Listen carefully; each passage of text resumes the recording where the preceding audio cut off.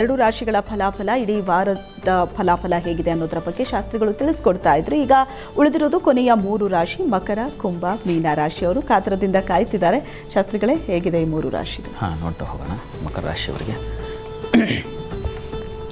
ಮಕರ ರಾಶಿಯವರಿಗೆ ವಾರದ ವೃತ್ತಿಯಲ್ಲಿ ವಿಶೇಷ ಅನುಕೂಲಗಳು, ಧೈರ್ಯ, ಸಾಹಸಗಳು, ಸಹೋದರಲ್ಲಿ ಆತ್ಮೀಯತೆ, ಸಂಗಾತಿಯ ಆರೋಗ್ಯದಲ್ಲಿ ಸ್ವಲ್ಪ ವ್ಯತ್ಯಾಸ ಆಗ್ತಕ್ಕಂಥದ್ದು. ನಿಮಗೆ ಗ್ರಹಣದ ಫಲ ಸ್ವಲ್ಪ ಅದು ಅಷ್ಟಮದಲ್ಲಿ ಸಂಚರಿಸಿದ್ರೆ ಗ್ರಹಣ ಅದು ಸ್ವಲ್ಪ ವ್ಯತಿರಿಕ್ತ ಪರಿಣಾಮಗಳನ್ನು ಬೀರುತ್ತೆ ಅಂತ ಶಾಸ್ತ್ರಗಳು ಹೇಳುತ್ತೆ. ಈ ಕಾರಣದಿಂದ ಆರೋಗ್ಯದ ಸ್ವಲ್ಪ ಹುಷಾರು. ಹೆಣ್ಣು ಮಕ್ಕಳಿಗೆ ಆರೋಗ್ಯದಲ್ಲಿ ವ್ಯತ್ಯಾಸ ಸಾಧ್ಯತೆ ಸೂಚಿಸ್ತಾ ಇದೆ. ಗರ್ಭಿಣಿಯರು, ರೋಗಿಗಳು ಸ್ವಲ್ಪ ಹುಷಾರಾಗಿರಬೇಕು. ಗ್ರಹಣ ಕಾಲದಲ್ಲಿ ಭಗವಂತ ನಾಮಸ್ಮರಣೆ, ವಿಷ್ಣು ಸಹಸ್ರನಾಮ ಇತ್ಯಾದಿಗಳ ಮಂತ್ರಗಳನ್ನು ಕೇಳಿಸ್ಕೊಳ್ಳೋದು, ಹೇಳಿಕೊಳ್ಳೋದು ಇದು ತುಂಬ ಒಳ್ಳೇದು ಮಾಡುತ್ತೆ. ಹೀಗಾಗಿ ಹುಷಾರಾಗಿರಿ.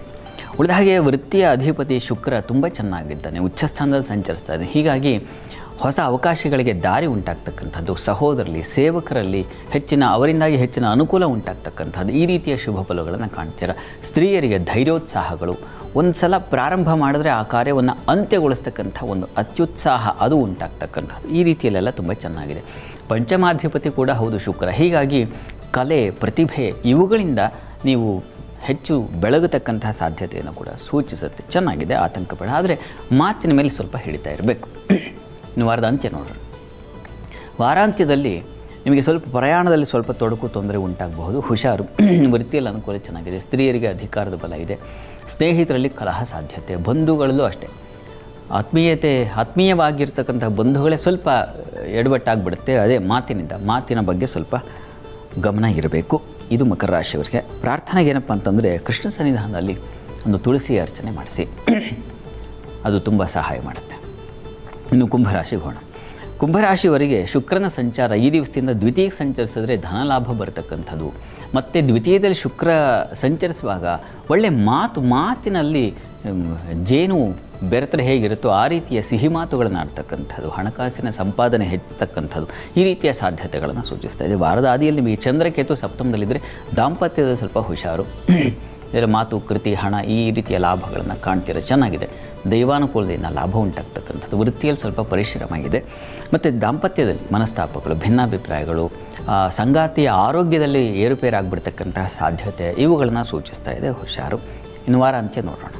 ವಾರಾಂತ್ಯದಲ್ಲಿ ಸ್ವಲ್ಪ ಭಯದ ವಾತಾವರಣ, ಆತಂಕ, ಗಂಟಲ ಬಾಧೆ ಇದನ್ನು ಕಿವಿ ಸಮಸ್ಯೆಗಳು, ಈ ಹುಷಾರು.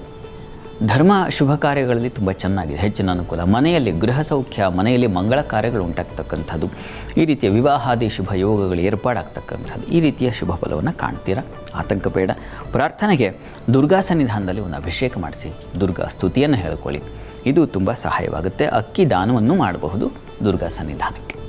ಇನ್ನು ಮೀನರಾಶಿಗೆ ಹೋಗೋಣ. ಮೀನರಾಶಿಯವರಿಗೆ ಝಷೇ ವಿದ್ವಾನ್ ಆಢ್ಯ ನೃಪಜನಿತ ಪೂಜ್ಯ ಅತಿ ಸುಭಗಃ ಅಂತ ಒಂದು ಶುಭ ಫಲವನ್ನು ಹೇಳುತ್ತೆ. ಶುಕ್ರ ಮೀನರಾಶಿಯಲ್ಲಿ ಸಂಚರಿಸಿದ್ರೆ ಅಂತ. ಹೀಗಾಗಿ ನಿಮಗೆ ತುಂಬ ಚೆನ್ನಾಗಿದೆ. ವಿದ್ವಾಂಸರಾಗ್ತೀರಾ. ಆಢ್ಯರ ಕಲೆಗಳಲ್ಲಂತೂ ಇವರು ಬಿಟ್ಟರೆ ಇಲ್ಲಪ್ಪ ಅನ್ನೋ ರೀತಿಯಲ್ಲಿ ಪ್ರದರ್ಶನ ಕೊಡ್ತಕ್ಕಂಥದ್ದು, ಈ ರೀತಿಯ ಒಂದು ಶುಭ ಫಲವನ್ನು ಕಾಣ್ತೀರಾ. ಕಲಾವಿದರಿಗೆ ತುಂಬ ಚೆನ್ನಾಗಿದೆ. ಕವಿಗಳಾಗ್ತಕ್ಕಂಥದ್ದು, ಎಂಥವರು ಕೂಡ ಒಂದು ಪದ್ಯ ಗೀಚಿ ಪ್ರದರ್ಶನ ಮಾಡೋದು ಅಥವಾ ತೋರಿಸೋದು, ಆತ್ಮೀಯರ ಜೊತೆಗೆ ಹಂಚಿಕೊಳ್ತಕ್ಕಂಥದ್ದು, ಈ ರೀತಿಯ ಒಂದು ಬುದ್ಧಿ ಉಂಟಾಗುತ್ತೆ. ಆ ರೀತಿಯ ಒಂದು ಚೆನ್ನಾಗಿದೆ. ಸ್ವಲ್ಪ ಸ್ತ್ರೀಯರ ಆರೋಗ್ಯದಲ್ಲಿ ವ್ಯತ್ಯಾಸ ವಾರದಾದಿಯಲ್ಲಿ ಇದು ಚಂದ್ರ ಕೇತುವಿನ ಕಾರಣದಿಂದಾಗಿ ಹುಷಾರು. ಹೊಸ ಪ್ರಯೋಗಗಳು ಇತ್ಯಾದಿ ತುಂಬ ಚೆನ್ನಾಗಿದೆ. ಇನ್ನು ವಾರದ ಅಂತ್ಯಕ್ಕೆ ಹೋಗ್ಬಿಡೋಣ. ಚೆನ್ನಾಗಿದ್ದಾಗ ಹೆಚ್ಚು ವಿವರಿಸೋ ಅವಶ್ಯಕತೆ ಇಲ್ಲ. ಹೇಗಿಂದಲೂ ಶುಭ ಉಂಟಾಗ್ತಾ ಇರುತ್ತೆ. ದಾಂಪತ್ಯದಲ್ಲಿ ಅನ್ಯೋನ್ಯತೆ, ಧನ ಮಾತಿನ ನಷ್ಟ ಉಂಟಾಗುತ್ತೆ. ಮಾಂದಿ ಸಂಚಾರ ಕಾರಣದಿಂದಾಗಿ ಕಳೆದ ವಸ್ತು ಸಿಗುವ ಸಾಧ್ಯತೆ ಚಂದ್ರನಿಂದಾಗಿ. ಹೀಗಾಗಿ ಚೆನ್ನಾಗಿದೆ, ಆತಂಕ ಬೇಡ. ಚತುರ್ಥದಲ್ಲಿ ಗುರು ಸಂಚರಿಸ್ತಾನೆ, ಶುಕ್ರ ಸಂಚರಿಸ್ತಾನೆ. ಇದಕ್ಕಿಂತ ಇನ್ನೇನು ಬೇಕು? ಆತಂಕ ಬೇಡ. ಚೆನ್ನಾಗಿದೆ. ನಿಮಗೆ ಮನೆ ದೇವರ ಪ್ರಾರ್ಥನೆ ಮಾಡಿಕೊಳ್ಳಿ. ನೀವು ದುರ್ಗಾ ಸ್ತುತಿಯನ್ನು ಹೇಳ್ಕೊಳ್ಬಹುದು ಗ್ರಹಣ ಕಾಲದಲ್ಲಿ, ಅದು ನಿಮಗೆ ಹೆಚ್ಚಿನ ಅನುಕೂಲ ಉಂಟು ಮಾಡಿಕೊಳ್ತದೆ. ಇದು ಮೀನರಾಶಿಯವರ ಫಲಾಫಲ. ಇವಿಷ್ಟು 12 ರಾಶಿಗಳ ಫಲಾಫಲ.